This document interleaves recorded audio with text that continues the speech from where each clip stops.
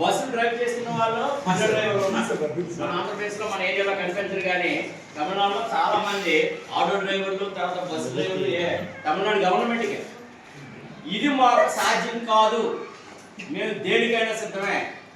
మేము కానీ ఇన్వాల్వ్ అయ్యామంటే మాకు సాటి కానీ దీటి కానీ ఎవరు రాదు అని నిరూపించుకునే వ్యక్తులు ఈరోజు మన సొసైటీలో మైండ్.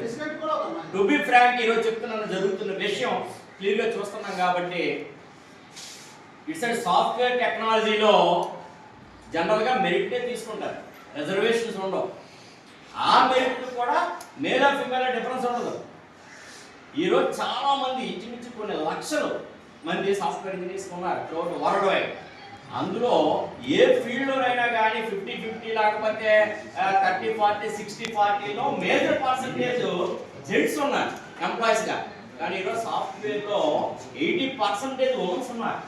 కారణం ఏంటంటే వాళ్ళు అంత కమిట్మెంట్తో అంత హార్డ్ వర్క్, నైట్ వర్క్ కూడా ఉంటుంది వాళ్ళకి. ఏంటంటే మనకి ఇంట్లో వర్క్ ఫ్రమ్ హోమ్ ఏమి ఇచ్చినా కానీ వాళ్ళకి వాళ్ళ కమిట్మెంట్ లెవెల్స్ వేరు, వాళ్ళ సిన్సియారిటీస్ వేరు, వాళ్ళ రెస్పాన్సిబిలిటీస్ వేరు, వాళ్ళ వర్క్ తిరిగి మాకు ఇచ్చిన రెస్పాన్స్ వేరు అన్న ఆలోచనతో 80% ఆక్యుపైయింగ్ బై ఉమెన్స్.